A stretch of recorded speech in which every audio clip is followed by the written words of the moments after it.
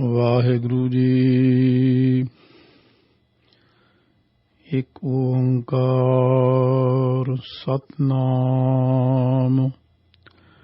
ਕਰਤਾ ਪੁਰਖ ਨਿਰਭਉ ਨਿਰਵੈਰ ਅਕਾਲ ਮੂਰਤਿ ਅਜੂਨੀ ਸੈਭੰ ਗੁਰ ਪ੍ਰਸਾਦਿ। ਜਪ ਆਦਿ ਸੱਚ ਜੁਗਾਦਿ ਸੱਚ ਹੈ ਭੀ ਸੱਚ। ਨਾਨਕ ਹੋਸੀ ਭੀ ਸੱਚ। ਗਿਆਨ ਧਿਆਨ ਕਿਛ ਕਰਮ ਨ ਜਾਣਾ, ਸਾਰ ਨ ਜਾਣਾ ਤੇਰੀ। ਸਭ ਤੇ ਵੱਡਾ ਸਤਿਗੁਰ ਨਾਨਕ, ਜਿਨ ਕਲ ਰਾਖੀ ਮੇਰੀ। ਮੈਂ ਮੂਰਖ ਕੀ ਕੇਤਕ ਬਾਤ ਹੈ, ਕੋਟ ਪਰਾਧੀ ਤਰਿਆ ਰੇ। ਗੁਰੂ ਨਾਨਕ ਜਿਨ ਸੁਣਿਆ ਪੇਖਿਆ, ਸੇ ਫਿਰ ਗਰਭਾਸ ਨ ਭਰਿਆ ਰੇ। ਵਾਹਿਗੁਰੂ ਜੀ। ਦੁਨੀਆ ਸਾਗਰ ਦੁੱਤਰ ਕਹੀਐ, ਕਿਉ ਕਰ ਪਾਈਐ ਪਾਰੋ। ਚਰਪਟ ਬੋਲੇ ਔਧੂ ਨਾਨਕ, ਦੇਹੋ ਸੱਚਾ ਵਿਚਾਰੋ। ਆਪੇ ਆਖੈ ਆਪੇ ਸਮਝੈ, ਤਿਸ ਕਿਆ ਉੱਤਰ ਦੀਜੈ। ਸਾਚ ਕਹੋ ਤੁਮ ਪਾਰ ਗਰਾਮੀ, ਤੁਝ ਕਿਆ ਬੈਸਣ ਦੀਜੈ। ਵਾਹਿਗੁਰੂ ਜੀ ਕਾ ਖਾਲਸਾ, ਵਾਹਿਗੁਰੂ ਜੀ ਕੀ ਫਤਿਹ। ਧੰਨ ਧੰਨ ਸਾਹਿਬ ਸ੍ਰੀ ਗੁਰੂ ਗ੍ਰੰਥ ਸਾਹਿਬ ਮਹਾਰਾਜ ਜੀ ਦੀ ਸਾਜੀ ਨਵਾਜੀ ਗੁਰੂ ਰੂਪ ਗੁਰੂ ਖਾਲਸਾ ਸਾਧ ਸੰਗਤ ਜੀ। ਸਿੱਧ ਗੋਸ਼ਟ ਬਾਣੀ ਆਪਾਂ ਸਰਵਣ ਕਰ ਰਹੇ ਹਾਂ, ਜੋ ਧੰਨ ਗੁਰੂ ਨਾਨਕ ਦੇਵ ਸਾਹਿਬ ਮਹਾਰਾਜ ਸੱਚੇ ਪਾਤਸ਼ਾਹ ਜੀ ਨੇ ਸਿੱਧਾਂ ਦੇ ਨਾਲ ਇਹ ਗੋਸ਼ਟ ਕੀਤੀ ਹੈ। 938 ਅੰਗ ਤੋਂ ਪ੍ਰਾਰੰਭ ਹੋਈ, 3 ਪੌੜੀਆਂ ਸਰਵਣ ਕੀਤੀਆਂ ਹਨ ਹੁਣ ਤੱਕ। ਹੁਣ ਅੱਗੇ ਚੌਥੀ ਪੌੜੀ ਦੇ ਵਿੱਚ ਚਰਪਟ ਨਾਥ ਧੰਨ ਗੁਰੂ ਨਾਨਕ ਦੇਵ ਮਹਾਰਾਜ ਨੂੰ ਬੇਨਤੀ ਕਰਦਾ ਹੈ ਪ੍ਰਸ਼ਨ ਰੂਪ ਦੇ ਵਿੱਚ, ਦੁਨੀਆ ਸਾਗਰ ਦੁੱਤਰ ਕਹੀਐ। ਦੁੱਤਰ ਕਹਿੰਦੇ ਨੇ ਜਿਹੜਾ ਬਹੁਤ ਔਖਾ ਤਰਿਆ ਜਾਣ ਵਾਲਾ ਹੋਵੇ। ਸੰਸਾਰ ਅਥਾਹ ਸਮੁੰਦਰ ਹੈ, ਜਿਸ ਤੋਂ ਤਰਨਾ ਔਖਾ ਦੱਸਿਆ ਜਾਂਦਾ ਹੈ। ਕਿਉਂ ਕਰ ਪਾਈਐ ਪਾਰੋ, ਇਸ ਦਾ ਪਾਰਲਾ ਕੰਢਾ ਕਿਸ ਤਰ੍ਹਾਂ ਪ੍ਰਾਪਤ ਕਰੀਏ। ਭਾਵ ਸਿਆਣਿਆਂ ਮਹਾਂਪੁਰਖਾਂ ਨੇ ਸਾਨੂੰ ਦੱਸਿਆ ਕਿ ਉਰਲਾ ਕਿਨਾਰਾ ਅਗਿਆਨ ਹੈ ਤੇ ਪਰਲਾ ਕਿਨਾਰਾ ਗਿਆਨ ਹੈ। ਅਗਿਆਨ ਦੇ ਵਿੱਚੋਂ ਨਿਕਲ ਕੇ ਗਿਆਨ ਵਿੱਚ ਪਹੁੰਚ ਕੇ ਇਹ ਸੰਸਾਰ ਸਾਗਰ ਨੂੰ ਅਸੱਤ ਜਾਣ ਕੇ ਇਹਦੇ ਚੋਂ ਪਾਰ ਹੋਣ ਦਾ ਤਰੀਕਾ ਕੀ ਹੈ। ਚਰਪਟ ਬੋਲੇ ਔਧੂ ਨਾਨਕ, ਦੇਹੋ ਸੱਚਾ ਵਿਚਾਰੋ। ਔਧੂ ਤੋਂ ਭਾਵ ਤਿਆਗੀ। ਚਰਪਟ ਜੋਗੀ ਇਉਂ ਬੋਲਦਾ ਹੈ, ਗੁਰੂ ਨਾਨਕ ਦੇਵ ਜੀ ਤੁਸੀਂ ਇਸ ਬਾਰੇ ਸੱਚਾ ਵਿਚਾਰ ਪ੍ਰਗਟ ਕਰੋ ਕਿ ਸੰਸਾਰ ਸਾਗਰ ਤੋਂ ਅਸੀਂ ਕਿਵੇਂ ਤਰ ਸਕਦੇ ਹਾਂ। ਇੱਕ ਸਿਆਣਪ ਭਰਿਆ ਇਹ ਪ੍ਰਸ਼ਨ ਹੈ। ਆਮ ਦੁਨੀਆ ਨੂੰ ਤਾਂ ਸੰਸਾਰ ਦੇ ਅੰਦਰ ਰਹਿ ਕੇ ਲੱਗਦਾ ਹੈ ਕਿ ਨਾ ਇੱਥੇ ਤਰਨਾ ਕੁਝ ਹੈ, ਨਾ ਆਉਣਾ ਨਾ ਜਾਣਾ, ਆਹ ਜੱਗ ਮਿੱਠਾ ਅਗਲਾ ਕਿਨ ਡਿੱਠਾ। ਪਰ ਜੇ ਵਿਚਾਰ ਕੇ ਦੇਖੀਏ ਕਿੰਨਾ ਡੂੰਘਾ ਪ੍ਰਸ਼ਨ ਹੈ ਇਹ। ਕਾਸ਼ ਵਾਹਿਗੁਰੂ ਸਾਨੂੰ ਵੀ ਇਹ ਗਿਆਨ ਬਖਸ਼ਿਸ਼ ਕਰੇ ਕਿ ਅਸੀਂ ਮਨੁੱਖਾ ਜਨਮ ਧਾਰ ਕੇ ਸੰਸਾਰ ਦੇ ਅੰਦਰ ਰਹਿ ਕੇ ਕਿਵੇਂ ਪਾਰ ਹੋਣਾ। ਸੋ ਇਹ ਜਿਹੜੀ ਚਰਚਾ ਸਿੱਧਾਂ ਨਾਲ ਗੁਰੂ ਨਾਨਕ ਦੇਵ ਜੀ ਦੀ 500 ਸਾਲ ਪਹਿਲਾਂ ਹੋਈ ਹੈ, ਉਹ ਸਿੱਧ ਤਾਂ ਮਹਾਰਾਜ ਦੀ ਕਿਰਪਾ ਨਾਲ ਤਰ ਗਏ ਬਹੁਤ ਸਾਰੇ ਗਿਆਨ ਨੂੰ ਪ੍ਰਾਪਤ ਕਰਕੇ। ਪਰ ਅੱਜ ਇਹ ਚਰਚਾ ਸਾਨੂੰ ਲਾਭ ਦੇ ਰਹੀ ਹੈ ਸੰਗਤਾਂ ਨੂੰ ਕਿ ਅਸੀਂ ਭਈ ਸੰਸਾਰ ਸਾਗਰ ਤੋਂ ਕਿਵੇਂ ਤਰਨਾ। ਪਰ ਗੁਰੂ ਨਾਨਕ ਦੇਵ ਮਹਾਰਾਜ ਸੱਚੇ ਪਾਤਸ਼ਾਹ ਜੀ ਨੇ ਚਰਪੜਨਾਥ ਨੂੰ ਜੋ ਜਵਾਬ ਦਿੱਤਾ, ਕਹਿਣ ਲੱਗੇ ਆਪੇ ਆਖੈ ਆਪੇ ਸਮਝੈ ਤਿਸ ਕਿਆ ਉੱਤਰ ਦੀਜੈ। ਮਹਾਰਾਜ ਨੇ ਉੱਤਰ ਦਿੱਤਾ ਚਰਪੜਨਾਥ ਜੋ ਆਪ ਹੀ ਆਖਦਾ ਹੈ ਕਿ ਸੰਸਾਰ ਸਾਗਰ ਤੋਂ ਤਰਨਾ ਔਖਾ ਹੈ ਅਤੇ ਆਪ ਹੀ ਇਸ ਦਾ ਉੱਤਰ ਸਮਝਦਾ ਹੈ, ਉਸ ਨੂੰ ਕੀ ਉੱਤਰ ਦਈਏ। ਸਾਚ ਕਹੋ ਤੁਮ ਪਾਰਗ੍ਰਾਮੀ ਤੁਝ ਕਿਆ ਬੈਸਣ ਦੀਜੈ। ਪਾਰਗ੍ਰਾਮੀ ਤੋਂ ਭਾਵ ਹੁੰਦਾ ਪਾਰ ਜਾਣ ਵਾਲਾ। ਮਹਾਰਾਜ ਸੱਚੇ ਪਾਤਸ਼ਾਹ ਕਹਿਣ ਲੱਗੇ ਮੈਂ ਇਹ ਬਚਨ ਸੱਚ ਕਹਿਣਾ ਕਿ ਤੂੰ ਆਪ ਹੀ ਪਾਰ ਜਾਣ ਵਾਲਾ ਪਾਰਗ੍ਰਾਮੀ ਹੈ। ਤੈਨੂੰ ਗੋਸ਼ਟੀ ਵਿੱਚ ਬਹਿਸ ਕਰਨ ਲਈ ਕਿਉਂ ਬੈਠਣ ਦਈਏ, ਭਾਵ ਤੈਨੂੰ ਉੱਤਰ ਜਾਂ ਉਪਦੇਸ਼ ਦੀ ਲੋੜ ਹੀ ਨਹੀਂ, ਕਿਉਂਕਿ ਤੂੰ ਇਹ ਬਚਨ ਨੂੰ ਸਮਝ ਲੈ ਕਿ ਆਪੇ ਹੀ ਵਾਹਿਗੁਰੂ ਆਖਣ ਵਾਲਾ ਹੈ, ਆਪੇ ਹੀ ਸਮਝਣ ਵਾਲਾ ਹੈ, ਉਹਨੂੰ ਕੀ ਉੱਤਰ ਦਈਏ। ਜਿਸ ਨੂੰ ਪਹਿਲਾਂ ਤੋਂ ਹੀ ਗਿਆਨ ਹੋਵੇ, ਕਿਉਂਕਿ ਜੋਗੀਆਂ ਦੇ ਵਿੱਚ ਕਈ ਜੋਗੀ ਐਸੇ ਸਨ ਜਿਹੜੇ ਬ੍ਰਹਮ ਗਿਆਨ ਤੱਕ ਪਹੁੰਚੇ ਹੋਏ ਸਨ। ਇਹ ਗੋਰਖ ਨੇ ਬੇਨਤੀ ਕੀਤੀ ਸੀ ਗੁਰੂ ਨਾਨਕ ਦੇਵ ਜੀ ਨੂੰ ਕਿ ਆਪ ਜੀ ਕਿਰਪਾ ਕਰੋ, ਜੋਗੀਆਂ ਦੇ ਅੰਦਰ ਰਿੱਧੀਆਂ ਸਿੱਧੀਆਂ ਪ੍ਰਾਪਤ ਕਰਕੇ ਬਹੁਤ ਜ਼ਿਆਦਾ ਹੰਕਾਰ ਆ ਗਿਆ ਹੈ, ਕਈ ਤਾਂ ਮੇਰੇ ਆਖੇ ਵੀ ਨਹੀਂ ਲੱਗਦੇ।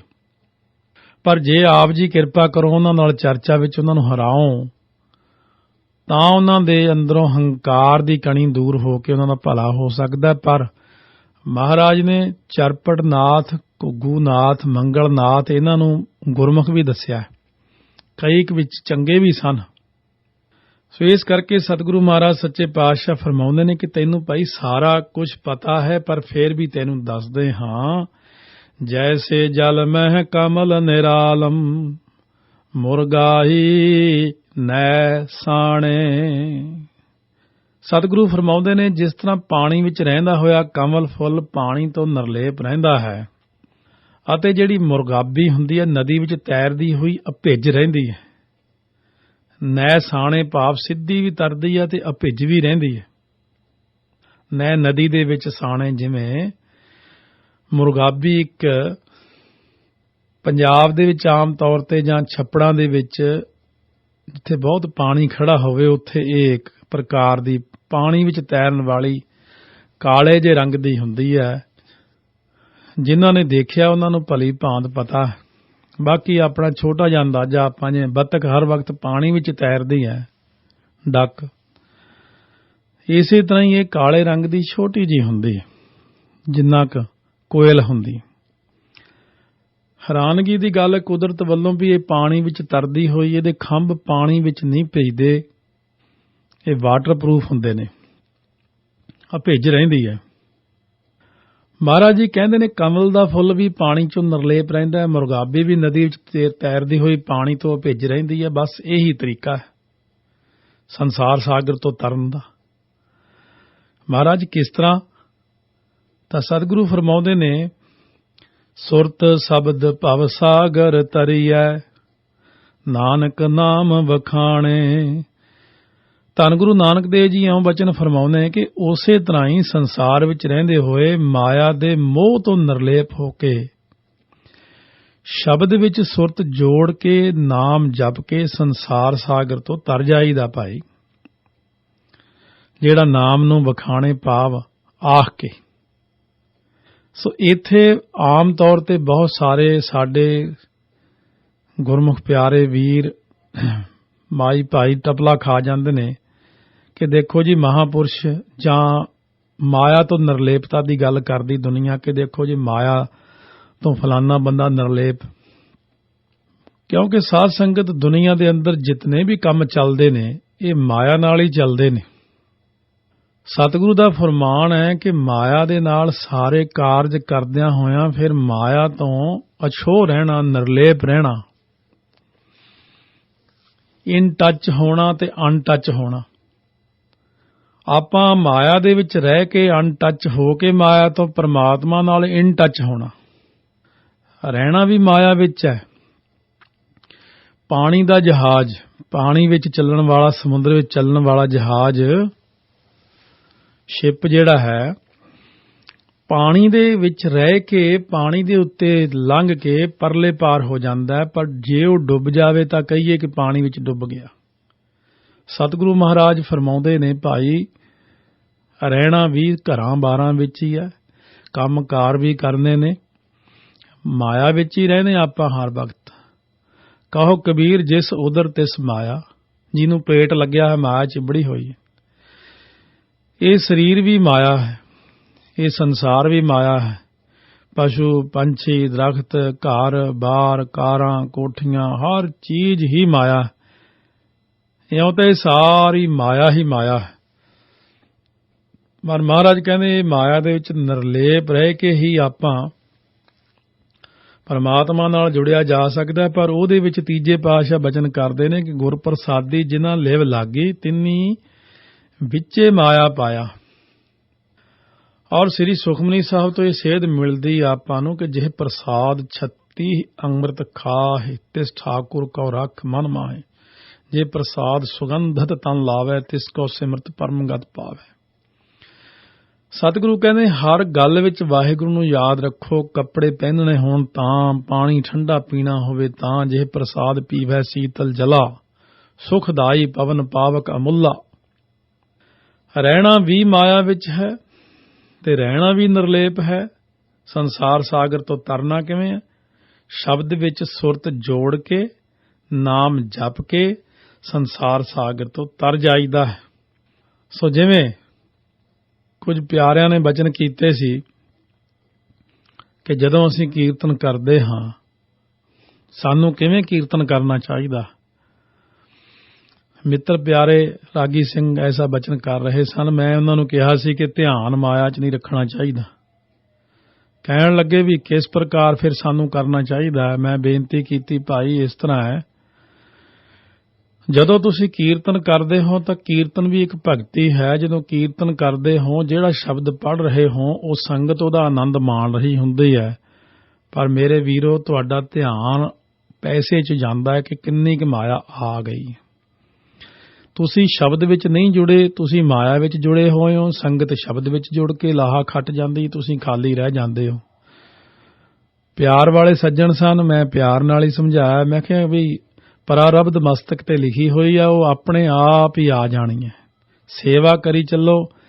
ਸ਼ਬਦ ਕੀਰਤਨ ਕਰਦੇ ਹੋਏ ਸ਼ਬਦ ਦੇ ਵਿੱਚ ਆਪਣੀ ਸੁਰਤੀ ਤੁਸੀਂ ਵੀ ਜੋੜ ਕੇ ਬੈਠੇ ਰਹੋ ਤੇ ਸੰਗਤ ਨੂੰ ਵੀ ਆਨੰਦ ਵੱਧ ਆਵੇਗਾ ਤੇ ਤੁਸੀਂ ਵੀ ਜੁੜੇ ਰਹੋਗੇ। ਕਥਾ ਕਰਨ ਵਾਲੇ ਪੰਜਵੇਂ ਪਾਤਸ਼ਾਹ ਕੋਲ ਆਏ ਦੋ ਕਥਾਵਾਚਕ ਸ੍ਰੀ ਤਰਨਤਾਰਨ ਸਾਹਿਬ ਮਹਾਰਾਜ। ਕਥਾ ਬੜੀ ਸੁੰਦਰ ਕਰਦੇ ਹਾਂ ਪਰ ਸਾਡੇ ਮਨਾਂ ਨੂੰ ਸ਼ਾਂਤੀ ਨਹੀਂ ਆਉਂਦੀ। ਸੰਗਤ ਵਿੱਚ ਸ਼ਾਂਤੀ ਵਰਤ ਜਾਂਦੀ ਹੈ। ਕਿਸੇ ਦਾ ਕੰਠ ਵਿੱਚ ਜਾਪ ਚੱਲ ਪਿਆ, ਕਿਸੇ ਦਾ ਹਿਰਦੇ 'ਚ, ਕਿਸੇ ਰੋਮ ਰੋਮ। ਕੋਈ ਕਹਿੰਦਾ ਮੈਨੂੰ ਦਰਸ਼ਨ ਹੋ ਗਏ, ਕੋਈ ਬ੍ਰਹਮ ਗਿਆਨੀ ਬਣ ਗਿਆ। ਅਸੀਂ ਉੱਥੇ ਦੇ ਉੱਥੇ ਹੀ ਖੜੇ। ਪੰਚਮ ਪਿਤਾ ਮਿੱਠ ਬੋਲੜਾ ਸੱਜਣ ਸਤਿਗੁਰੂ ਮਹਾਰਾਜ ਕਹਿਣ ਲੱਗੇ, ਜਦੋਂ ਇਹ ਕਥਾ ਸਿੱਖੀ ਸੀ ਤੁਸੀਂ ਉਦੋਂ ਕੀ ਨਿਸ਼ਾਨਾ ਰੱਖਿਆ ਸੀ? ਕਹਿਣ ਲੱਗੇ, ਮਹਾਰਾਜ ਜੀ ਘਰ 'ਚ ਗਰੀਬੀ ਸੀ।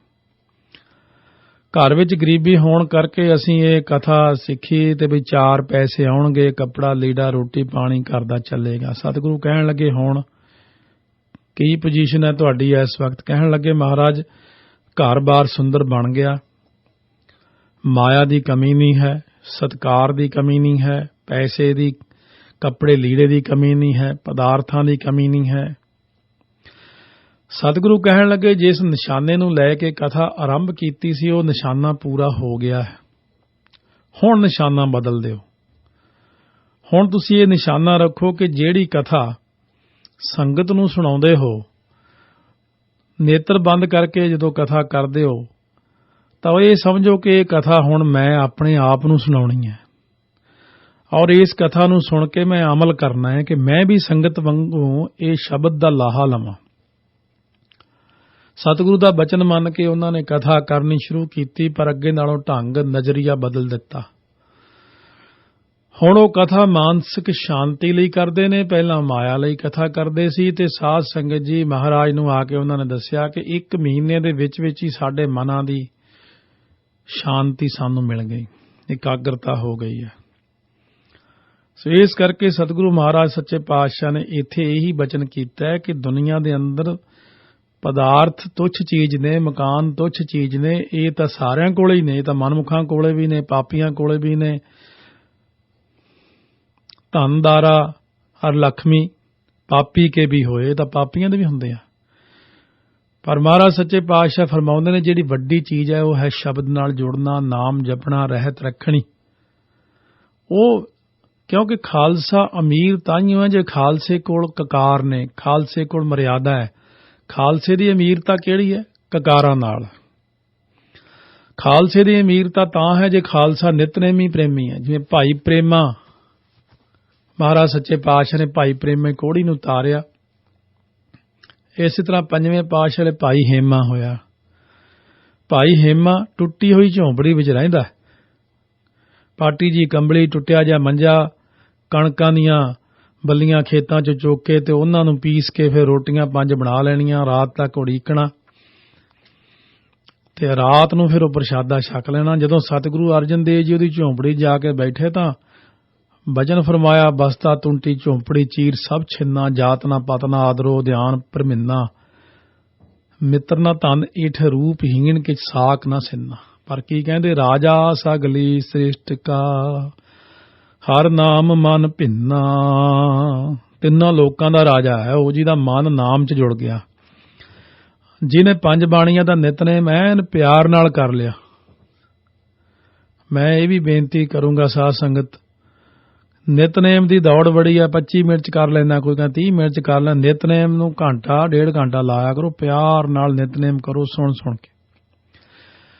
ਰਹਿ ਰਾਸ ਦਾ ਪਾਠ 20-25 ਮਿੰਟ ਵਿੱਚ ਕਰੋ, ਪਿਆਰ ਨਾਲ ਇੱਕ ਇੱਕ ਅੱਖਰ ਨੂੰ ਸੁਣ ਕੇ। ਕੀਰਤਨ ਸੋਹਲੇ ਪੜ੍ਹਨ ਵੇਲੇ ਅੱਧੀ ਨੀਂਦ ਆਈ ਹੁੰਦੀ, ਕਾਹਲ ਵਿੱਚ ਕੀਰਤਨ ਸੋਹਲਾ ਪੜ੍ਹਿਆ, ਪਤਾ ਹੀ ਨਹੀਂ ਕੀ ਪੜ੍ਹਿਆ। ਸੋ ਇਸ ਕਰਕੇ ਸਤਿਗੁਰੂ ਮਹਾਰਾਜ ਹੁਣ ਫਰਮਾਉਂਦੇ ਨੇ ਆਪਣੇ ਵਾਸਤੇ ਕਿ ਨਾਮ ਜਪੋ। ਰਹਿ ਹੈ ਇਕਾਂਤ ਏਕੋ ਮਨ ਵਸਿਆ, ਆਸਾ ਮਾਹਿ ਨਿਰਾਸੋ। ਜਿਨ੍ਹਾਂ ਦੇ ਮਨ ਵਿੱਚ ਇੱਕ ਪਰਮੇਸ਼ਰ ਦਾ ਨਾਮ ਵਸ ਗਿਆ, ਉਹ ਆਸਾਂ ਵਿੱਚ ਨਿਰਾਸ ਅਤੇ ਸਦਾ ਹੀ ਇਕਾਂਤ ਵਿੱਚ ਰਹਿੰਦੇ ਨੇ। ਆਸ ਰੱਖਣੀ ਜ਼ਰੂਰ ਹੈ, ਪਰ ਨਾਲ ਨਾਲ ਨਿਰਾਸ ਰਹਿਣਾ, ਆਸ ਰੱਖ ਕੇ ਨਿਰਾਸ ਰਹਿਣਾ। ਹੁਣ ਬਚਪਨ ਤੋਂ ਲੈ ਕੇ ਆਪਾਂ ਨੇ ਵੱਡੇ ਹੋਣ ਤੱਕ ਕਈ ਆਸਾਂ ਲਾਈਆਂ, ਕਈ ਵਾਰ ਉਹ ਆਸਾਂ ਪੂਰੀਆਂ ਨਹੀਂ ਹੁੰਦੀਆਂ। ਮਾਤਾ ਦੀ ਆਸ ਹੈ ਮੇਰਾ ਪੁੱਤਰ ਵੱਡਾ ਹੋ ਕੇ ਬੜਾ ਵੱਡਾ ਅਫਸਰ ਬਣੇਗਾ, ਫਿਰ ਕਮਾਏਗਾ, ਫਿਰ ਖੱਟ ਖਵਾਏਗਾ, ਫਿਰ ਅਸੀਂ ਮੌਜਾਂ ਕਰਾਂਗੇ। ਪਰ ਉਹ ਪੁੱਤਰ ਕੁਝ ਹੋਰ ਹੀ ਨਿਕਲ ਗਿਆ। ਫਿਰ ਇਹ ਵੀ ਆਉਂਦੀ ਗੱਲ ਕਿ ਮੈਂ ਆਹ ਚੀਜ਼ ਫਲਾਨੀ ਖਰੀਦ ਲਈ, ਇਹ 10 ਸਾਲਾਂ ਨੂੰ ਇੰਨੀ ਵੱਧ ਜਾਵੇਗੀ, ਫਿਰ ਐ ਹੋ ਜਾਏ, ਉਹ ਗੱਲ ਹੀ ਕੁਝ ਹੋਰ ਬਣ ਗਈ। ਕਿਉਂਕਿ ਸਤਿਗੁਰੂ ਕਹਿੰਦੇ ਆਸਾ ਕਰਕੇ ਬੰਦਾ ਜਨਮ ਲੈਂਦਾ, ਆਸਾ ਕਰਦਾ ਹੀ ਮਰ ਜਾਂਦਾ। ਅਗਲੇ ਜਨਮ 'ਚ ਉਹ ਆਸਾ ਫੇਰ ਉਹਨੂੰ ਜਨਮ ਦੇ ਦਿੰਦੀ ਆ। ਆਸਾ ਨਾ ਕਰੋ, ਆਸਾ ਦੇ ਵਿੱਚ ਨਿਰਾਸਾ ਰੱਖੋ ਆਪਣੇ ਆਪ ਨੂੰ ਵੀ ਜੋ ਵਾਹਿਗੁਰੂ ਨੂੰ ਭਾਵੇਗਾ ਉਵੇਂ ਹੋ ਜਾਵੇਗਾ। ਨਿਰੀਆਂ ਪੁਰੀਆਂ ਕੱਲੀਆਂ ਆਸਾ ਰੱਖ ਰੱਖ ਕੇ ਸ਼ੇਖ ਚਿੱਲੀ ਵਾਂਗੂ ਸੁਪਨੇ ਦੇਖਣੇ ਨਹੀਂ ਚਾਹੀਦੇ, ਮਹਾਰਾਜ ਕਹਿੰਦੇ। ਸੋ ਇਸ ਕਰਕੇ ਕਹਿੰਦੇ ਰਹਿ ਹੈ ਇਕਾਂਤ ਏਕੋ ਮਨ ਵਸਿਆ, ਆਸਾ ਮਾਹਿ ਨਿਰਾਸੋ। ਅਗਮ ਅਗੋਚਰ ਦੇਖ ਦਿਖਾਏ, ਨਾਨਕ ਤਾ ਕਾ ਦਾਸੋ। ਅਜਿਹਾ ਇਕਾਂਤੀ ਮਨੁੱਖ ਜਿਹੜਾ ਨਾ, ਜੋ ਅਗਮ ਅਗੋਚਰ ਵਾਹਿਗੁਰੂ ਪ੍ਰਭੂ ਨੂੰ ਆਪ ਵੇਖ ਲੈਂਦਾ, ਅਗਮ ਗਮਤਾ ਤੋਂ ਰਹਿਤ ਅਗੋਚਰ ਹੁੰਦਾ, ਇੰਦਰੀਆਂ ਦੇ ਵਿਸ਼ਿਆਂ ਤੋਂ ਪਰੇ, ਦੇਖਣ ਤੋਂ ਰਹਿਤ ਹੈ, ਟੱਚ ਕਰਨ ਤੋਂ ਰਹਿਤ ਹੈ, ਜੋ ਵੇਖ ਕੇ ਦੂਜਿਆਂ ਨੂੰ ਉਸ ਦੇ ਦਰਸ਼ਨ ਕਰਵਾਉਂਦਾ। ਮਹਾਰਾਜ ਕਹਿੰਦੇ ਉਸ ਇਕਾਂਤੀ ਦਾ ਮੈਂ ਦਾਸ ਹਾਂ। ਧੰਨ ਹੈ ਉਹ ਇਕਾਂਤਵਾਸੀ ਪੁਰਸ਼ ਜਿਹੜਾ ਆਪ ਵਾਹਿਗੁਰੂ ਨੂੰ ਦੇਖ ਕੇ ਦਰਸ਼ਨ ਕਰਕੇ ਫਿਰ ਦੂਜਿਆਂ ਨੂੰ ਵੀ ਉਹਦੇ ਨਾਲ ਜੋੜਦਾ, ਦੂਜਿਆਂ ਨੂੰ ਵੀ ਵਾਹਿਗੁਰੂ ਦੇ ਦਰਸ਼ਨ ਕਰਵਾ ਦਿੰਦਾ। ਸੋ ਇਸ ਕਰਕੇ ਸਤਿਗੁਰੂ ਮਹਾਰਾਜ ਸੱਚੇ ਪਾਤਸ਼ਾਹ ਨੇ ਇਹ ਬਚਨ ਫਰਮਾ ਕੇ ਸਾਨੂੰ ਕਿਰਤਾਰਥ ਕੀਤਾ ਹੈ। 6ਵੀਂ ਪੌੜੀ ਵਿੱਚ ਬਖਸ਼ਿਸ਼ ਆਪ ਜੀ ਸੱਚੇ ਪਾਤਸ਼ਾਹ ਕਰ ਰਹੇ ਨੇ। ਸੁਣ ਸੁਆਮੀ ਅਰਦਾਸ ਹਮਾਰੀ, ਪੁੱਛੋ ਸਾਚ ਵਿਚਾਰੋ। ਨਾਲ ਨਾਲ ਧਿਆਨ ਦੇਣਾ, ਰਾਣੇ ਸਿਹਾਰੀ ਸੁਣ। ਸੁਆਮੀ ਅਰਦਾਸ ਹਮਾਰੀ, ਪੁੱਛੋ ਸਾਚ। ਬੱਬੇ ਸਿਹਾਰੀ ਹੁੰਦੀ ਤਾਂ ਵਿਚਾਰੋ, ਬਿਹਾਰੀ ਨਾਲ ਬੋਲੋ ਵਿਚਾਰੋ। ਸੰਥਿਆ ਬੜੀ ਜ਼ਰੂਰੀ ਚੀਜ਼ ਹੈ। ਡੂੰਘਾਈ ਤੱਕ ਸੰਥਿਆ ਕਰਨੀ ਤਾਂ ਸਮਾਂ ਲੱਗ ਜਾਂਦਾ ਹੈ, ਪਰ ਫਿਰ ਵੀ ਸਿਹਾਰੀਆਂ ਬਿਹਾਰੀਆਂ ਔਂਕੜ ਦਲੈਂਕੜ ਧਿਆਨ ਨਾਲ। ਆਓ ਸਤਿਗੁਰੂ ਮਹਾਰਾਜ ਸੱਚੇ ਪਾਤਸ਼ਾਹ ਫਰਮਾਉਂਦੇ ਨੇ ਕਿ ਸਿੱਧਾ ਨੇ ਇਸ ਤਰ੍ਹਾਂ ਬਚਨ ਕੀਤਾ ਕਿ ਚਰਪਟਨਾਥ ਹੋਰ ਪ੍ਰਸ਼ਨ ਕਰਦਾ, ਹੇ ਸੁਆਮੀ ਗੁਰੂ ਨਾਨਕ ਜੀ, ਸਾਡੀ ਬੇਨਤੀ ਸੁਣੋ ਕਿ ਮੈਂ ਤੁਹਾਡੇ ਪਾਸੋਂ ਸੱਚ ਰੂਪੀ ਵਿਚਾਰ ਪੁੱਛਦਾ ਹਾਂ। ਰੋਸ ਨਾ ਕੀਜੈ ਉੱਤਰ ਦੀਜੈ, ਕਿਉਂ ਪਾਈਐ ਗੁਰਦੁਆਰੋ। ਪਰ ਤੁਸੀਂ ਗੁੱਸਾ ਨਹੀਂ ਕਰਨਾ, ਰੋਸ ਨਾ ਕੀਜੈ, ਉੱਤਰ ਦੇਣਾ ਕਿ ਗੁਰੂ ਦੇ ਦਰ ਤੋਂ ਪ੍ਰਭੂ ਦੀ ਪ੍ਰਾਪਤੀ ਕਿਵੇਂ ਹੋ ਸਕਦੀ ਹੈ। ਕਿਰਪਾ ਕਰਕੇ ਗੁਰੂ ਦੇ ਦਰ ਤੋਂ ਜਿਵੇਂ ਪ੍ਰਾਪਤੀ ਹੋ ਜਾਵੇ ਉਹ ਕਿਵੇਂ ਕਰੀਏ। ਇਹੋ ਮਨ ਚਲਤੋ ਸੱਚ ਘਰ ਬੈਸੈ, ਨਾਨਕ ਨਾਮ ਆਧਾਰੋ। ਹੁਣ ਸਤਿਗੁਰੂ ਜੀ ਉੱਤਰ ਦਿੰਦੇ ਆ, ਕਹਿੰਦੇ ਇਹ ਚੰਚਲ ਮਨ ਨਾਮ ਰੂਪੀ ਆਸਰਾ ਲੈ ਲੈਂਦਾ, ਫਿਰ ਸੱਚੇ ਗੁਰੂ ਦੇ ਘਰ ਵਿੱਚ ਬੈਠ ਜਾਂਦਾ, ਭਾਵ ਟਿਕ ਜਾਂਦਾ। ਕਿਉਂਕਿ ਚੰਚਲ ਮਨ, ਕਿਉਂਕਿ ਮਨ ਬਹੁਤ ਹੀ ਸੂਖਮ ਹੈ, ਇੰਨਾ ਸੂਖਮ ਹੈ ਜੇ ਕੋਈ ਕਹੇ ਕਿ ਮਨ ਦੇਖਣਾ, ਮਨ ਦਿਖਦਾ ਨਹੀਂ। ਅਤਿਅੰਤ ਹਰ ਜੀ ਸੂਖਮ ਅਗਮ ਹੈ, ਕਿਤ ਬਿਦ ਮਿਲਿਆ ਜਾਏ। ਵਾਹਿਗੁਰੂ ਜੀ ਤਾਂ ਸਭ ਤੋਂ ਹੀ ਸੂਖਮ ਹਨ।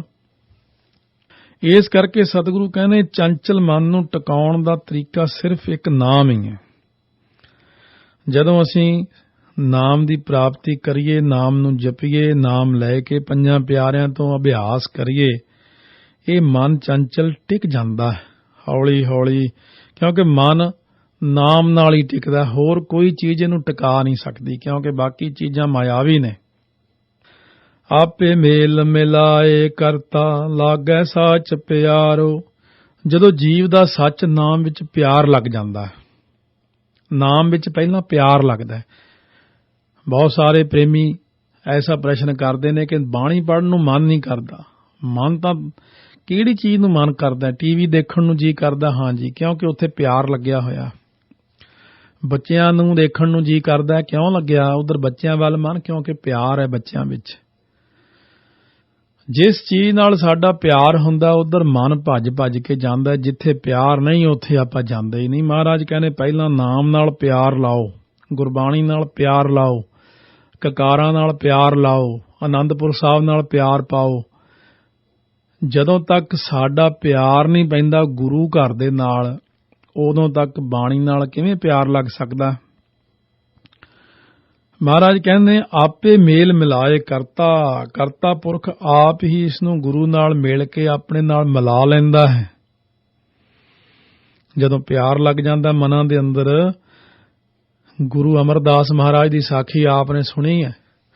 ਜਦੋਂ ਵਿਰਾਗੀ ਸਾਧੂ ਨੇ ਕਿਹਾ ਸੀ ਕਿ ਤੁਸੀਂ ਤਾਂ ਗੁਰੂ ਨਹੀਂ ਧਾਰਨ ਕੀਤਾ, ਭਾਵੇਂ ਵੀ ਉਹ ਇੱਕ ਕੌਤਕ ਸੀ ਸਤਿਗੁਰਾਂ ਦਾ। ਫਿਰ ਕੋਠੇ ਦੇ ਉੱਤੇ ਮੰਜਾ ਡਾਹਿਆ ਹੋਇਆ, ਉੱਤੇ ਸਾਰੀ ਰਾਤ ਜਾਗਦਿਆਂ ਲੰਘੀ, ਹੇ ਵਾਹਿਗੁਰੂ ਮੈਨੂੰ ਪੂਰਨ ਸਤਿਗੁਰੂ ਮਿਲਾਓ, ਹੇ ਵਾਹਿਗੁਰੂ ਮੈਨੂੰ ਪੂਰੇ ਸਤਿਗੁਰੂ ਮਿਲਾਓ।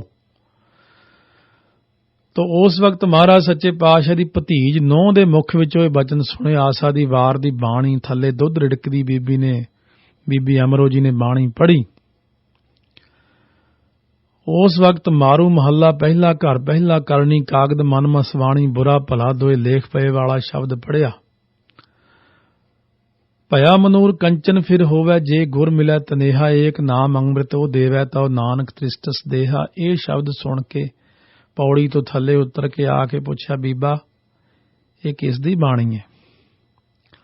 ਕਹਿਣ ਲੱਗੇ ਗੁਰੂ ਨਾਨਕ ਦੇਵ ਜੀ ਦੀ ਬਾਣੀ। ਉਹ ਕਿੱਥੇ ਮਿਲਣਗੇ? ਕਹਿੰਦੇ ਉਹ ਤਾਂ ਹੁਣ ਜੋਤੀ ਜੋਤ ਸਮਾ ਗਏ ਨੇ, ਉਹਨਾਂ ਤੋਂ ਅੱਗੇ ਕੋਈ ਨਹੀਂ। ਕਹਿੰਦੇ ਮੇਰੇ ਪਿਤਾ ਗੁਰੂ ਅੰਗਦ ਦੇਵ ਜੀ ਹਨ। ਓਹੋ, ਕਹਿਣ ਲੱਗੇ ਘਰ ਦੇ ਵਿੱਚ ਹੀ ਸਾਰਾ ਕੁਝ ਹੈ ਤੇ ਮੈਨੂੰ ਪਤਾ ਹੀ ਨਹੀਂ। ਬੇਸ਼ੱਕ ਸਤਿਗੁਰੂ ਨੂੰ ਸਾਧ ਸੰਗਤ ਅੰਦਰੋਂ ਸਾਰਾ ਕੁਝ ਹੁੰਦਾ, ਪਰ ਇੱਕ ਮਨੁੱਖੀ ਕਿਰਿਆ ਕਰਦੇ ਹੁੰਦੇ ਨੇ ਸਾਨੂੰ ਸਮਝਾਉਣ ਲਈ। ਸੋ ਇਸ ਕਰਕੇ ਜਦੋਂ ਅਕਾਲ ਪੁਰਖ ਵਾਹਿਗੁਰੂ ਦੇ ਚਰਨਾਂ 'ਚ ਬੇਨਤੀਆਂ ਕੀਤੀਆਂ, ਵਾਹਿਗੁਰੂ ਦੀ ਪ੍ਰਾਪਤੀ ਦੀ ਤਾਂਘ ਲੱਗੀ, ਤਾਂ ਗੁਰੂ ਅੰਗਦ ਦੇਵ ਜੀ ਨੂੰ ਮਿਲਾਪ ਅਕਾਲ ਪੁਰਖ ਵਾਹਿਗੁਰੂ ਦੀ ਕਿਰਪਾ ਸਦਕਾ ਇੱਕ ਜਰੀਆ ਬਣ ਗਿਆ ਬੀਬੀ ਅਮਰੋ ਜੀ। ਹੁਣ ਇੱਥੇ ਵੀ ਮਹਾਰਾਜ ਇਹੀ ਕਹਿੰਦੇ, ਚਰਪਟਨਾਥ ਜਦੋਂ ਅਕਾਲ ਪੁਰਖ ਦੇ ਮਿਲਾਪ ਦੀ ਤਾਂਘ ਬੰਦੇ ਦੇ ਅੰਦਰ ਪੈਦਾ ਹੋ ਜਾਂਦੀ, ਉਹ ਪੁੱਛਦਾ ਕਿਵੇਂ ਪ੍ਰਾਪਤੀ ਹੋਵੇ, ਤਾਂ ਫਿਰ ਪੂਰੇ ਸਤਿਗੁਰੂ ਪ੍ਰਾਪਤ ਹੁੰਦੇ ਨੇ। ਪੂਰੇ ਸਤਿਗੁਰੂ ਦੇ ਰਾਹੀਂ, ਪੂਰੇ ਸਤਿਗੁਰੂ ਵੀ ਅਕਾਲ ਪੁਰਖ ਦੀ ਬਖਸ਼ਿਸ਼ ਦਾ ਸਦਕਾ ਪ੍ਰਾਪਤ ਹੁੰਦੇ। ਕੋਈ ਚੰਗੇ ਗੁਰਮੁਖ ਦਾ ਮਿਲਾਪ ਹੋਇਆ, ਸੰਗਤ ਦਾ ਮਿਲਾਪ ਹੋਇਆ, ਕੋਈ ਚੰਗੇ ਅਭਿਆਸੀ ਪੁਰਸ਼ ਮਿਲ ਗਏ, ਕੋਈ ਦੱਸਿਆ ਭਈ ਵਿਧੀ ਨਾਲ ਗੁਰੂ ਧਾਰਨ ਕਰਨਾ ਹੈ, ਅੰਮ੍ਰਿਤ ਛਕ ਕੇ ਮਰਿਆਦਾ ਰੱਖਣੀ। 10ਵੇਂ ਪਾਤਸ਼ਾਹ ਨੇ ਇੱਕੋ ਬਚਨ ਸਪਸ਼ਟ ਕੀਤਾ, ਰਹਿਤ ਪਿਆਰੀ ਮੁਝ ਕੋ ਸਿੱਖ ਪਿਆਰਾ ਨਾ ਹੈ। ਪਿਆਰੀ ਹੈ ਰਹਿਤ, ਅਤੇ ਜਦੋਂ ਰਹਿਤ ਹੈ ਤਾਂ ਸਤਿਗੁਰੂ ਸੱਚੇ ਪਾਤਸ਼ਾਹ ਜੇ ਫਿਰ ਰਹਿਤ ਨਾਲ ਪਿਆਰ ਕਰਦੇ ਨੇ ਸਾਡੇ ਨਾਲ ਵੀ ਪਿਆਰ ਕਰਦੇ। ਸਾਡੇ ਕੋਲ ਰਹਿਤ ਨਹੀਂ ਤਾਂ ਸਾਡੇ ਨਾਲ ਪਿਆਰ ਹੀ ਨਹੀਂ। ਜਦੋਂ ਸਤਿਗੁਰੂ ਦਾ ਮਿਲਾਪ ਹੋਇਆ ਤਾਂ ਫਿਰ ਸਮਝੋ ਬਈ ਸਾਡਾ ਅਕਾਲ ਪੁਰਖ ਨਾਲ ਵੀ ਮਿਲਾਪ ਹੋ ਗਿਆ। ਸੋ ਇਸ ਕਰਕੇ ਸਤਿਗੁਰੂ ਮਹਾਰਾਜ ਸੱਚੇ ਪਾਤਸ਼ਾਹ ਇਸ ਪੌੜੀ ਵਿੱਚ ਜੋ ਫਰਮਾਇਆ ਮਹਾਰਾਜ ਨੇ, ਇਹ ਤੱਤ ਵਿਚਾਰਾਂ ਦੇ ਪ੍ਰਭਾਵ ਦਾ ਇੱਥੋਂ ਹੀ ਪਤਾ ਲੱਗ ਜਾਂਦਾ ਕਿ ਜਿੱਥੇ ਪਹਿਲਾਂ ਦੂਜੀ ਪੌੜੀ ਵਿੱਚ ਬਾਲੇ ਪਦ ਨਾਲ ਸੰਬੋਧਨ ਕੀਤਾ ਸੀ, ਪਹਿਲਾਂ ਤਾਂ ਗੁਰੂ ਨਾਨਕ ਸਾਹਿਬ ਨੂੰ ਸਮਝਦੇ ਸੀ ਕਿ ਇਹ ਛੋਟਾ ਜਿਹਾ ਬਾਲਕ ਹੈ। ਹੁਣ ਦੇਖੋ ਉੱਥੇ ਹੀ ਸਿੱਧਾ ਨੇ ਕਿਹਾ ਕਿ ਹੁਣ ਸੁਆਮੀ ਅਤੇ ਅਰਦਾਸ, ਇਹ ਆਦਰਵਾਚੀ ਸ਼ਬਦਾਵਲੀ ਵਰਤੀ ਗਈ ਹੈ ਮਹਾਰਾਜ ਲਈ, ਕਿਉਂਕਿ ਹੁਣ ਪਤਾ ਲੱਗ ਚੁੱਕਿਆ ਕਿ ਕੌਣ ਨੇ।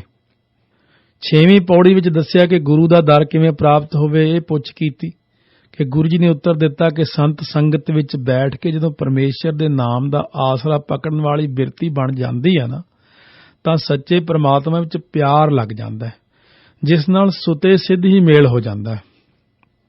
ਕਿਉਂਕਿ ਸਿੱਧ ਮੰਡਲੀ ਕਿਸੇ ਨਾ ਕਿਸੇ ਤਰ੍ਹਾਂ ਗੁਰੂ ਬਾਬਾ ਜੀ ਨੂੰ ਆਪਣੇ ਪੰਥ ਵਿੱਚ ਲਿਆਉਣ ਲਈ ਯਤਨਸ਼ੀਲ ਬੜੀ ਰਹੀ। ਇਸ ਲਈ ਗੁਰੂ ਜੀ ਦਾ ਉੱਤਰ ਸੁਣ ਕੇ ਉਸ ਦੇ ਉਲਟ ਫਿਰ ਆਪਣਾ ਮਤ ਪ੍ਰਗਟ ਕਰਨ ਲਈ ਨਵੀਂ ਗੱਲ ਚਲਾਤੀ। ਹਾਟੀ ਬਾਟੀ ਛੱਡ ਕੇ ਜੰਗਲਾਂ ਵਿੱਚ ਰੁੱਖਾਂ ਬਿਰਖਾਂ ਹੇਠ ਰਹਿ ਕੇ ਸ਼ੱਕਰਕੰਦੀ ਮੂਲੀਆਂ ਗਾਜਰਾਂ ਖਾ ਕੇ ਆਦਿ ਦਾ ਆਹਾਰ ਦਾ ਨਵਾਂ ਪਰਚਾ ਪਾਇਆ ਤੇ ਤੀਰਥਾਂ ਤੇ ਇਸ਼ਨਾਨ ਕਰਕੇ ਜੀਵਨ ਬਤੀਤ ਕਰਨਾ ਯੋਗ ਦੀ ਜੁਗਤੀ ਦੱਸੀ। ਆਓ 7ਵੀਂ ਪੌੜੀ 'ਚ ਬਚਨ ਕਰਦੇ ਨੇ, ਹਾਟੀ ਬਾਟੀ ਰਹਿ ਨਿਰਾਲੇ ਰੁੱਖ ਬਿਰਖ ਉਦਿਆਨੇ। ਸੋ ਇਹ ਬਚਨ ਕਿਹਨੇ ਕੀਤਾ? ਲੋਹਾਰੀਪਾ, ਇਹ ਯੋਗੀ ਦਾ ਨਾਮ ਹੈ। ਅਖੀਰਲੀ ਪੰਕਤੀ 'ਚ ਆਵੇਗਾ ਕਿ ਅਸੀਂ ਯੋਗੀ ਲੋਕ ਸ਼ਹਿਰਾਂ ਵਿੱਚ, ਹਾਟੀ ਤੋਂ ਭਾਵ ਹੱਟੀ ਵਿੱਚ, ਦੁਕਾਨ ਵਿੱਚ, ਸ਼ਹਿਰ ਵਿੱਚ, ਬਾਟੀ ਹੁੰਦਾ ਰਸਤਿਆਂ ਤੇ, ਬਾਟ ਇਹ ਪੰਜਾਬ ਦੀ ਬੋਲੀ ਆਮ ਤੌਰ ਤੇ ਕਿ ਇੱਥੋਂ ਕਿੰਨੀ ਕੁ ਵਾਟ ਹੈ ਫਲਾਣੇ ਥਾਂ ਦੀ। ਇਹ ਅੱਖਰ ਮੈਂ ਮਹਾਰਾਸ਼ਟਰ ਵਿੱਚ ਵੀ ਸੁਣਿਆ ਸੀ, ਜੋ ਤੁਰੇ ਜਾਂਦੇ ਤਾਂ ਉਹ ਬੋਲਿਆ ਉਹਨਾਂ ਨੇ ਅੱਖਰ, ਕਹਿੰਦੇ ਬਾਟ ਚਾਂਗਲੀ। ਨਾਲ ਕੋਈ ਰਹਿਣ ਵਾਲਾ ਸੀ ਗੁਰਮੁਖ, ਮੈਂ ਕਿਹਾ ਬਾਟ ਚਾਂਗਲੀ ਕੀ ਕਹਿੰਦਾ? ਇਹ ਕਹਿੰਦਾ ਚਾਂਗਲੀ ਹੁੰਦੀ ਚੰਗੀ ਤੇ ਬਾਟ ਰਸਤਾ, ਚੰਗਾ ਰਾਹ ਹੈ। ਹੁਣ ਕਹਿੰਦੇ ਨੇ ਸ਼ਹਿਰਾਂ ਵਿੱਚ ਅਤੇ ਆਮ ਚੱਲਦੇ ਰਸਤਿਆਂ ਤੋਂ ਵੱਖਰੇ ਹੋ ਕੇ ਜੰਗਲ ਵਿੱਚ ਹਾਟੀ ਬਾਟੀ ਰਹਿ ਨਿਰਾਲੇ। ਕਹਿੰਦੇ ਨੇ ਸ਼ਹਿਰਾਂ ਵਿੱਚ ਤੇ ਆਮ ਚੱਲਦੇ ਰਸਤਿਆਂ ਵਿੱਚ ਬਾਟਾਂ ਤੋਂ ਰੂਖ ਬਿਰਖ ਉਦਿਆਨ ਨੇ, ਜੰਗਲ ਵਿੱਚ ਰੁੱਖਾਂ ਬਿਰਖਾਂ ਹੇਠ ਰਹਿੰਦੇ ਹਾਂ, ਉਜਾੜਾਂ ਵਿੱਚ ਰਹਿੰਦੇ ਹਾਂ, ਉਦਿਆਨ ਵਿੱਚ। ਕੰਦ ਮੂਲ ਆਹਾਰੋ ਖਾਈਐ ਔਧੂ ਬੋਲੇ ਗਿਆਨੇ। ਔਧੂ ਗਿਆਨ ਦੁਆਰਾ ਜੋਗ ਮਤ ਦੇ ਆਧਾਰਿਤ ਗੱਲ ਦੱਸਦਾ ਹੈ ਕਿ ਸ਼ੱਕਰਕੰਦੀ ਖਾਣੀ, ਮੂਲੀ ਗਾਜਰ ਖਾਈਏ ਤਾਂ, ਕੰਦ ਮੂਲ ਖਾਈਏ ਤਾਂ ਸੁਖ ਆਨੰਦ ਰੂਪ ਫਲ ਪ੍ਰਾਪਤ ਕਰ ਲਈਦਾ ਹੈ। ਤੀਰਥ ਨਹਾਈਐ ਸੁਖ ਫਲ ਪਾਈਆ, ਮੈਲ ਨਾ ਲੱਗੈ ਕਾਈ। ਫਿਰ ਪਾਪਾਂ ਦੀ ਮੈਲ ਨਹੀਂ ਲੱਗਦੀ। ਜੇ ਤੀਰਥਾਂ ਤੇ ਨਹਾਈਏ ਤਾਂ ਸੁਖ ਫਲ ਦੀ ਪ੍ਰਾਪਤੀ ਕਰੀਦੀ ਹੈ। ਵਿੱਚ ਵਿੱਚ ਤਾਂ ਮਹਾਰਾਜ ਨੂੰ ਸਿੱਖਿਆ ਲੈਂਦੇ ਵੀ ਨੇ, ਵਿੱਚ ਵਿੱਚ ਸਿੱਖਿਆ ਦੇਣ ਵੀ ਲੱਗ ਜਾਂਦੇ ਨੇ ਵੀ ਇੰਨਾ ਵਧੀਆ ਪੁਰਸ਼ ਜੇ ਕਿਤੇ ਸਾਡੇ ਪੰਥ ਵਿੱਚ ਆ ਜੇ, ਸਾਡਾ ਪੰਥ ਚਮਕ ਜਾਵੇਗਾ। ਕਹਿੰਦੇ ਆਓ ਜੀ ਤੁਸੀਂ ਵੀ ਸਾਡੇ ਨਾਲ ਰਹੋ, ਕੀ ਲੈਣਾ ਘਰਾਂ ਬਾਰਾਂ ਤੋਂ, ਕੀ ਲੈਣਾ ਰਸਤਿਆਂ ਤੋਂ, ਜੰਗਲਾਂ 'ਚ ਬਹਿ ਕੇ ਕੰਦ ਮੂਲ ਖਾਈਏ, ਗਾਜਰਾਂ ਮੂਲੀਆਂ ਖਾ ਕੇ ਤੇ ਤੀਰਥਾਂ ਤੇ ਨਹਾਈਏ, ਸੁਖ ਫਲ ਪਾਈਏ, ਆਓ ਉੱਥੇ ਬੈਠਦੇ ਆਪਾਂ। ਪਰ ਮਹਾਰਾਜ ਸੱਚੇ ਪਾਤਸ਼ਾਹ ਨੂੰ ਭਰਮਾਉਣ ਦਾ ਯਤਨ ਕਰਦੇ ਨੇ। ਗੋਰਖ ਪੂਤ ਲੋਹਾਰੀਪਾ ਬੋਲੇ, ਜੋਗ ਜੁਗਤ ਬਿਦ ਸਾਈ। ਗੋਰਖ ਦਾ ਪੂਤ ਹੁੰਦਾ ਚੇਲਾ। ਪੁੱਤਰ ਇੱਕ ਨਾਦੀ ਔਲਾਦ ਹੁੰਦੀ, ਇੱਕ ਬਿੰਦੀ ਔਲਾਦ ਹੁੰਦੀ। ਜਿਵੇਂ ਬਿੰਦੀ ਔਲਾਦ ਮਾਤਾ ਪਿਤਾ ਤੋਂ ਪੈਦਾ ਹੁੰਦੀ ਹੈ ਤੇ ਨਾਦੀ ਔਲਾਦ ਸ਼ਬਦ ਤੋਂ ਹੁੰਦੀ। ਜਿਵੇਂ ਵਾਹਿਗੁਰੂ ਜੀ ਕਾ ਖਾਲਸਾ ਵਾਹਿਗੁਰੂ ਜੀ ਕੀ ਫਤਿਹ ਸ਼ਬਦ ਤੋਂ ਆਪਣਾ ਜਨਮ ਹੋਇਆ ਨਾ, ਇਸ ਤਰ੍ਹਾਂ ਇੱਥੇ ਪੂਤ ਤੋਂ ਭਾਵ ਪੁੱਤਰ ਤੋਂ ਭਾਵ ਚੇਲਾ। ਗੋਰਖ ਦਾ ਚੇਲਾ ਲੋਹਾਰੀਪਾ ਬੋਲਦਾ ਕਿ ਯੋਗ ਦੀ ਅਸਲ ਯੁਗਤੀ ਉਹ ਹੈ ਜੋ ਮੈਂ ਆਖਦਾ ਤੁਹਾਨੂੰ, ਜਿਹੜੀ ਦੱਸੀ ਆ ਨਾ, ਘਰ-ਬਾਰ ਛੱਡ ਕੇ ਆਰਾਮ ਨਾਲ ਜੰਗਲ 'ਚ ਬੈਠੇ ਜੀ, ਮਨ ਟਿਕ ਜਾਂਦਾ। ਮਹਾਰਾਜ ਹੱਸ ਪਏ। ਨਾਲੇ ਸਿੱਖਿਆ ਲੈਣ ਦਾ ਯਤਨ ਵੀ ਕਰਦੇ ਨੇ, ਨਾਲੇ ਸਿੱਖਿਆ ਦਿੰਦੇ ਵੀ ਨੇ, ਨਾਲੇ ਚਾਹੁੰਦੇ ਨੇ ਸਾਡੇ 'ਚ ਆ ਜਾਵੇ। ਆਓ ਸਤਿਗੁਰ ਧੰਨ ਗੁਰੂ ਨਾਨਕ ਦੇਵ ਮਹਾਰਾਜ ਸਭ ਤੋਂ ਵੱਡਾ ਸਤਿਗੁਰੂ ਨਾਨਕ ਫਰਮਾਉਂਦੇ ਨੇ ਜਵਾਬ, ਹਾਟੀ ਬਾਟੀ ਨੀਂਦ ਨਾ ਆਵੇ ਪਰ ਘਰ ਚਿੱਤ ਨਾ ਡੁਲਾਹੀ।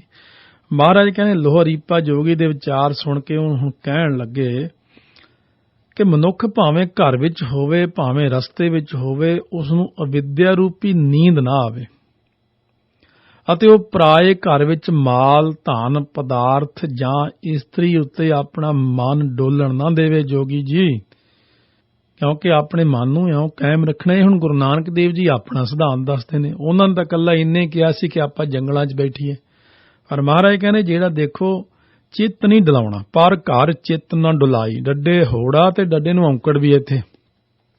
ਜੇ ਤਾਂ ਇਹ ਹੋੜਾ ਇਕੱਲਾ ਹੀ ਹੁੰਦਾ ਤਾਂ ਆਪਾਂ ਕਹਿਣਾ ਸੀ ਡੋਲਾਈ, ਜੇ ਔਂਕੜ ਹੁੰਦਾ ਆਪਾਂ ਕਹਿਣਾ ਸੀ ਡੁਲਾਈ। ਹੁਣ ਇਹ ਵਿਚਲਾ ਜਾਂ ਮੇਲ ਅੱਖਰ ਬੋਲਣਾ, ਪਰ ਘਰ ਚਿੱਤ ਨਾ ਡੁਲਾਈ। ਬਿਨ ਨਾ ਆਵੈ ਮਨ ਟੇਕ ਨਾ ਟਿਕਈ, ਨਾਨਕ ਭੂਖ ਨਾ ਜਾਈ। ਮਹਾਰਾਜ ਕਹਿੰਦੇ ਇਹ ਕੰਦ ਮੂਲ ਖਾ ਲਓ, ਇਹ ਗਾਜਰਾਂ ਸ਼ਕਰਕੰਦੀਆਂ ਪੜ ਕੇ ਖਾ ਲਓ ਭਾਵੇਂ, ਪਰ ਨਾਮ ਤੋਂ ਬਿਨਾਂ ਮਨੁੱਖੀ ਮਨ ਟਿਕਦਾ ਨਹੀਂ, ਭਾਵ ਅਸਥਿਰ ਨਹੀਂ ਹੁੰਦਾ ਤੇ ਇਸ ਦੀ ਮਾਇਆ ਦੀ ਤ੍ਰਿਸ਼ਨਾ ਰੂਪੀ ਭੁੱਖ ਵੀ ਦੂਰ ਨਹੀਂ ਹੁੰਦੀ। ਜੰਗਲਾਂ ਵਿੱਚ ਬੈਠਿਆਂ ਧਿਆਨ ਤਾਂ ਘਰਾਂ 'ਚ ਹੀ ਰਹਿੰਦਾ ਨਾ, ਧਿਆਨ ਤਾਂ ਕਿਤੇ ਗੁਰੂ ਨਾਨਕ ਦੇਵ ਜੀ ਨੇ ਇਹ ਵੀ ਕਿਹਾ ਸੀ ਕਿ ਮਾਈ ਮੰਗ ਤ੍ਰੈ ਲੋਭਾਵੈ। ਕਹਿੰਦੇ ਉਹ ਜੋਗੀ ਲੋਕੋ ਘਰ-ਬਾਰ ਛੱਡੇ, ਸਭ ਛੱਡਿਆ, ਨਵੇਂ ਖੰਡ ਕੀ ਪ੍ਰਿਥਵੀ ਮੰਗੈ ਸੋ ਜੋਗੀ ਜਗ ਸਾਰਾ। ਫਿਰ ਤੁਸੀਂ ਇਹ ਕਹਿੰਦੇ ਜੇ 9 ਖੰਡਾਂ ਦੀ ਪ੍ਰਿਥਵੀ ਘਰ ਘਰ ਜਾ ਕੇ ਮੰਗਣਾ ਚਾਹੀਦਾ, ਉਹ ਜੋਗੀ ਅਸਲੀ। ਹੁਣ ਮਹਾਰਾਜ ਸੱਚੇ ਪਾਤਸ਼ਾਹ ਕਹਿਣ ਲੱਗੇ ਜਦੋਂ ਤੁਸੀਂ ਲੋਕਾਂ ਦੇ ਘਰ ਵਿੱਚ ਮੰਗਣ ਜਾਂਦੇ ਹੋ, ਦਰਵਾਜ਼ਾ ਖੁੱਲ੍ਹਦਾ ਹੈ, ਕੋਈ ਮਾਤਾ ਕੋਈ ਭੈਣ ਕੋਈ ਬੱਚੀ ਤੁਹਾਨੂੰ 2 ਰੋਟੀਆਂ ਦਿੰਦੀ ਹੈ, ਤੁਹਾਡੀ ਨਿਗਾਹ ਰੋਟੀਆਂ 'ਚ ਘੱਟ ਹੁੰਦੀ, ਉਹਦੇ ਰੂਪ ਵੱਲ ਜ਼ਿਆਦਾ ਤੱਕਦੇ ਹੋ, ਉੱਥੇ ਫਿਰ ਤੁਸੀਂ ਵਿਕਾਰੀ ਹੋ ਜਾਂਦੇ ਹੋ। ਫਿਰ ਤੁਹਾਡੀ ਇਹ ਨਿਗਾਹ ਹੁੰਦੀ ਆ ਇਹਨੇ ਆਲੂਆਂ ਦੀ ਸਬਜ਼ੀ ਦਿੱਤੀ ਹੈ, ਫਲਾਣੇ ਘਰ 'ਚੋਂ ਮੈਨੂੰ ਮੂਲੀਆਂ ਦੀ ਰੋਟੀ ਮਿਲੀ ਹੈ, ਫਲਾਣੇ ਘਰ 'ਚੋਂ ਮੈਨੂੰ ਉਹਨਾਂ ਨੇ ਸੁੱਕੀ ਰੋਟੀ ਹੋਈ ਦਿੱਤੀ ਹੈ। ਕੀ ਤੁਹਾਡਾ ਇਹ ਧਿਆਨ ਹੈ? ਘਰ-ਬਾਰ ਵੀ ਛੱਡਿਆ, ਫਿਰ ਤੁਹਾਡਾ ਖਾਣ ਵਿੱਚ ਧਿਆਨ, ਇਸਤਰੀਆਂ 'ਚ ਧਿਆਨ। ਜਦੋਂ ਉਹਨਾਂ ਦੇ ਬੱਚੇ ਖੇਡਦੇ ਦੇਖਦੇ ਹੋ ਤਾਂ ਬੱਚਿਆਂ 'ਚ ਧਿਆਨ ਚਲਿਆ ਜਾਂਦਾ, ਉਹ ਮੇਰੇ ਵੀ ਕਿਤੇ ਬੱਚੇ ਹੁੰਦੇ, ਮੈਂ ਵੀ ਕਿਤੇ ਗ੍ਰਸਤੀ ਹੁੰਦਾ, ਡੋਲ ਜਾਂਦੇ ਹੋ ਨਾ। ਇਹਦੇ ਨਾਲੋਂ ਤਾਂ ਘਰ ਵਿੱਚ ਬਹਿ ਕੇ ਆਪਣੀ ਕਿਰਤ ਕਰਕੇ ਕਿਤੇ ਨਾਮ ਜਪਦੇ ਤੇ ਗ੍ਰਸਤੀ ਕੋਲੋਂ ਹੀ ਸਾਰੇ ਵਰੂ ਸੌਂਦੇ ਨੇ। ਕਿੱਡਾ ਹੀ ਕੋਈ ਸੰਤ ਮਹਾਤਮਾ ਹੋਏ ਗ੍ਰਸਤੀ ਕੋਲੋਂ ਹੀ ਰੋਟੀ ਖਾਂਦਾ ਜਾ ਕੇ, ਉਹ ਉੱਥੋਂ ਹੀ ਆਸ ਕਰਦਾ। ਇਸ ਕਰਕੇ ਤੁਸੀਂ ਜਿਹੜੇ ਜੰਗਲਾਂ 'ਚ ਬਹਿ ਕੇ ਕਹਿੰਦੇ ਨਾ ਮਨ ਟਿਕਾ ਲਿਆ, ਮਨ ਇੱਥੇ ਬਹਿ ਕੇ ਨਹੀਂ ਟਿਕਦਾ, ਨਾ ਹੀ ਤ੍ਰਿਸ਼ਨਾ ਦੀ ਭੁੱਖ ਜਾਂਦੀ ਹੈ। ਜਿਵੇਂ ਭਗਤ ਕਬੀਰ ਜੀ ਦੇ ਕੋਲ ਇੱਕ ਬੰਦਾ ਕਹਿਣ ਲੱਗਾ ਮੈਂ ਤਾਂ ਜੰਗਲਾਂ ਨੂੰ ਚਲੇ ਜਾਣਾ। ਕਬੀਰ ਜੀ ਕਹਿਣ ਲੱਗੇ 3-4 ਬੱਚੇ ਰੁਲ ਜਾਣਗੇ। ਨਹੀਂ ਜੀ, ਮੈਂ ਤਾਂ ਬਸ ਹੁਣ ਭਗਤੀ ਕਰਨ ਜਾ ਰਿਹਾ, ਘਰੋਂ ਚਲਿਆ ਗਿਆ। ਜਾ ਕੇ ਜੰਗਲ ਦੇ ਜਦੋਂ ਬੈਠਾ, ਲਾਗੇ ਇੱਕ ਪਿੰਡ ਸੀ, ਉਹਨਾਂ ਨੇ ਹੌਲੀ ਹੌਲੀ ਛੋਟੀ ਝੌਂਪੜੀ ਜੀ ਪਾਤੀ। ਪਿੰਡ ਵਾਲਿਆਂ ਨੇ 1-2 ਬੱਚੇ ਛੱਡਤੇ, ਉਹਦੇ ਕੋਲ ਵੀ ਇਹ ਸੇਵਾ ਕਰਿਆ ਕਰਨਗੇ 8-10 ਸਾਲ ਦੇ। ਹੌਲੀ ਹੌਲੀ ਹੋਰ 2 ਬੱਚੇ ਕਿਸੇ ਨੇ ਛੱਡਤੇ, ਲੜਕੀਆਂ ਵੀ ਉੱਥੇ ਛੱਡਤੀਆਂ 2-4, ਵੀ ਇਹ ਜੀ ਇੱਥੇ ਡੇਰਾ ਬਣ ਗਿਆ। ਹੌਲੀ ਹੌਲੀ ਹੌਲੀ ਕਰਦਿਆਂ 100 ਚੇਲਾ ਚੇਲੀ ਬਣ ਗਿਆ। ਕਬੀਰ ਜੀ ਵਿਚਰਦੇ ਉੱਥੇ ਪਹੁੰਚ ਗਏ, ਦੇ ਕੇ ਹੱਸਣ ਲੱਗ ਪਏ। ਕਬੀਰ ਸਿੱਖ ਸਾਖਾ ਬਹੁਤੇ ਕੀਏ, ਕੇਸੋ ਕੀਓ ਨਾ ਮੀਤ, ਚਾਲੇ ਥੇ ਹਰ ਮਿਲਨ ਕੋ ਵਿਚੈ ਅਟਕੇ ਉਚੀਤ। ਕਹਿੰਦੇ ਓਏ ਇਹ ਕੀ, 4 ਨਿਆਣੇ ਤਾਂ ਸਾਹਮਣੇ ਤੈਨੂੰ ਔਖੇ ਹੋ ਗਏ ਤੇ ਆ ਹੁਣ 100 ਚੇਲਾ ਚੇਲੀ ਬਣਾ ਕੇ ਇੱਥੇ ਮੌਜਾਂ ਪਿਆ ਕਰਦਾ ਹੈ। ਇਹ ਕੋਈ ਪ੍ਰਮਾਤਮਾ ਦੀ ਪ੍ਰਾਪਤੀ ਹੈ। ਇਸ ਕਰਕੇ ਸਤਿਗੁਰੂ ਮਹਾਰਾਜ ਕਹਿੰਦੇ ਇਹ ਇੱਕ ਬਹਾਨਾ ਹੀ ਹੁੰਦਾ, ਆਪਣਾ ਵੀ ਬਹਾਨਾ ਹੁੰਦਾ। ਬਾਜੀ ਹੁਣ ਅਸੀਂ ਵਿਹਲੇ ਹੋ ਜਾਣਾ, ਬੱਚਿਆਂ ਦੀਆਂ ਸ਼ਾਦੀਆਂ ਹੋ ਗਈਆਂ ਨਾ, ਫਿਰ ਆਪਾਂ ਗੁਰਦੁਆਰੇ ਹੀ ਰਿਹਾ ਕਰਨਾ। ਹੁਣ ਫਲਾਨਾ ਕੰਮ ਹੋ ਗਿਆ ਨਾ, ਫਿਰ ਦੇਖੋ ਮੈਂ ਪਾਠ ਕਰਦਾ। ਸਾਰੀ ਜ਼ਿੰਦਗੀ ਲੰਘ ਜਾਂਦੀ ਹੈ, ਆਪਣੀ ਬਹਾਨੇਬਾਜ਼ੀ ਨਹੀਂ ਮੁੱਕਦੀ। ਕੀ ਕਰੀਏ ਜੀ, ਕੰਮ ਹੀ ਬੜੇ ਨੇ। ਮਹਾਰਾਜ ਗੁਰੂ ਨਾਨਕ ਦੇਵ ਜੀ ਕਹਿੰਦੇ ਜੇ ਜੰਗਲਾਂ 'ਚ ਭਗਤੀ ਜਾ ਕੇ ਹੁੰਦੀ, ਸਾਰੀ ਦੁਨੀਆ ਜੰਗਲਾਂ 'ਚ ਹੀ ਬਹਿ ਜਾਂਦੀ ਆ ਕੇ। ਹਾਟ ਪਟਣ ਘਰ ਗੁਰੂ ਦਿਖਾਇਆ, ਸਹਿਜੇ ਸੱਚ ਵਾਪਾਰੋ। ਮਹਾਰਾਜ ਕਹਿੰਦੇ ਗੁਰੂ ਸਾਹਿਬ ਜੀ ਨੇ ਮੈਨੂੰ ਅਸਲੀ ਘਰ, ਨਿਜ ਸਰੂਪ ਅਤੇ ਬੇਗਮਪੁਰਾ ਸ਼ਹਿਰ ਅਤੇ ਨਾਮ ਰੂਪੀ ਹੱਟ ਵਿਖਾ ਦਿੱਤਾ, ਜਿੱਥੇ ਸਹਿਜ ਅਵਸਥਾ ਵਿੱਚ ਸੱਚ ਰੂਪੀ ਵਪਾਰ ਹੁੰਦਾ ਹੈ। ਸਹਿਜੇ ਹੀ ਨਾਮ ਦਾ ਵਪਾਰ हर रास मेरी मन वणजारा, हर रास मेरी मन वणजारा, सतगुर ते रास जानी, हर हर नित जपियो जियो, लाहा खटियो दिहाड़ी। ਇਹੋ ਧਨ ਤਿੰਨਾ ਮਿਲਿਆ, जिन हर आपे भाणा ਕਹਿ ਨਾਨਕ, हर रास मेरी मन हुआ वणजारा। ਇਹ ਤਾਂ ਨਾਲ ਨਾਲ ਹੀ ਵਾਹਿਗੁਰੂ ਵਾਹਿਗੁਰੂ ਕਰੀ ਜਾਓ। ਇਹ ਨਾ ਕਹੋ ਕਿ ਮੈਂ ਵਿਹਲਾ ਹੋ ਕੇ ਟਾਈਮ ਕੱਢ ਕੇ ਨਾਮ ਜਪੂੰ, ਟਾਈਮ ਕਦੇ ਨਹੀਂ ਨਿਕਲਣਾ। ਕਾਰ 'ਚ ਜਾ ਰਹੇ ਹੋ, ਕਥਾ ਕੀਰਤਨ ਦੀ ਕੈਸਟ ਲਾ ਕੇ ਸੁਣੀਓ, ਘਰ ਸੁਣੀ ਜਾਓ। ਕੰਮ ਤੇ ਵਾਹਿਗੁਰੂ ਵਾਹਿਗੁਰੂ, ਸੁੱਤਿਆਂ ਵਾਹਿਗੁਰੂ ਵਾਹਿਗੁਰੂ, ਉੱਠਦਿਆਂ ਬੈਠਦਿਆਂ ਵਾਹਿਗੁਰੂ ਵਾਹਿਗੁਰੂ। ਮਹਾਰਾਜ ਫਰਮਾਉਂਦੇ ਨੇ, ਖੰਡਿਤ ਨਿੰਦਰਾ ਅਲਪ ਆਹਾਰੰ, ਨਾਨਕ ਤਤ ਵਿਚਾਰੋ। ਮਹਾਰਾਜ ਫਰਮਾਉਂਦੇ ਕਿ ਸਹਿਜ ਅਵਸਥਾ ਵਿੱਚ ਥੋੜਾ ਆਹਾਰ ਹੁੰਦਾ ਹੈ, ਖਾਣਾ ਘੱਟ। ਅਲਪ ਆਹਾਰ ਸੁਲਪ ਸੀ ਨਿੰਦਰਾ, ਦਇਆ ਛਿਮਾ ਤਨ ਪ੍ਰੀਤ, ਜੋ ਨੀਂਦ ਨੂੰ ਘਟਾਉਂਦਾ ਹੈ। ਇਹ ਮੈਂ ਤਤ ਵਿਚਾਰ ਦੀ ਗੱਲ ਮਹਾਰਾਜ ਕਹਿੰਦੇ ਤੁਹਾਨੂੰ ਦੱਸੀ ਹੈ ਕਿ ਖਾਣਾ ਓਨਾ ਹੀ ਖਾਣਾ ਜਿਹਦੇ ਨਾਲ ਨੀਂਦ ਨਾ ਆਵੇ। ਰੱਜ ਰੱਜ ਸਵਾਦ ਲੀਆਂ ਰੋਟੀਆਂ ਖਾ ਲੈਣੀਆਂ, ਭੋਜਨ ਖਾ ਲੈਣਾ, ਫਿਰ ਸਵੇਰੇ ਜਾਗ ਨਾ ਆਉਣੀ। ਸੋ ਇਸ ਕਰਕੇ ਸਾਰਾ ਸਿਧਾਂਤ ਗੁਰਮਤਿ ਦਾ ਅਲਪ ਆਹਾਰ ਤੇ ਖੜਾ ਹੈ। ਥੋੜਾ ਸੌਣਾ, ਥੋੜਾ ਬੋਲਣਾ, ਥੋੜਾ ਖਾਣਾ, ਔਰ ਧਿਆਨ ਜ਼ਿਆਦੇ ਅਕਾਲ ਪੁਰਖ ਵੱਲ ਰੱਖਣਾ। ਇਉਂ ਮਹਾਰਾਜ ਨੇ ਇਹ 8 ਪੌੜੀਆਂ ਤੱਕ ਪਾਵਨ ਪਵਿੱਤਰ ਉਪਦੇਸ਼ ਬਖਸ਼ਿਸ਼ ਕੀਤਾ। ਅੱਗੇ ਫੇਰ ਸ਼ਰਵਣ ਕਰਦੇ ਹਾਂ ਜੋ ਬਖਸ਼ਿਸ਼ ਕਰਨਗੇ। 9ਵਾਂ ਸ਼ਲੋਕ 9ਵੀਂ ਪੌੜੀ। ਆਓ ਸਾਰੇ ਕਥਾ ਦਾ ਕੀ ਸਿਧਾਂਤ ਹੈ, ਕੀ ਕਿਹਾ ਗੁਰੂ ਸਾਹਿਬ ਜੀ ਨੇ ਕਿ ਸ਼ਬਦ ਨਾਲ ਜੁੜੋ, ਨਾਮ ਨਾਲ ਜੁੜੋ। ਵਾਹਿਗੁਰੂ ਵਾਹਿਗੁਰੂ ਵਾਹਿਗੁਰੂ ਵਾਹਿਗੁਰੂ ਵਾਹਿਗੁਰੂ ਵਾਹਿਗੁਰੂ ਵਾਹਿਗੁਰੂ